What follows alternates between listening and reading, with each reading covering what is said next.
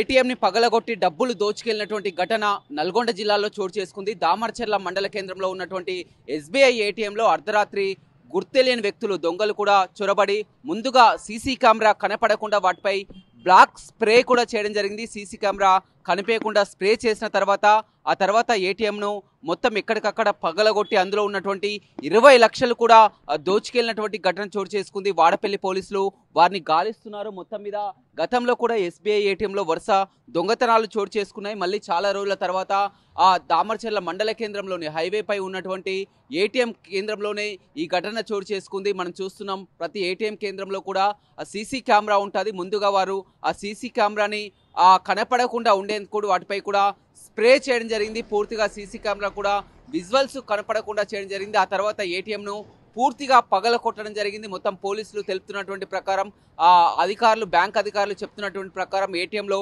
20 లక్షలు ఉన్నట్లు కూడా గుర్తించడం జరిగింది. హైవేపై పోలీసులు ఆ హైవేపై ఉన్నటువంటి టోల్ గేట్ల వద్ద కూడా ఆ విజువల్స్ ని గమనిస్తున్నారు. చుట్టుపక్కల సీసీ కెమెరా విజువల్స్ ఆధారంగా కూడా చూస్తున్నారు.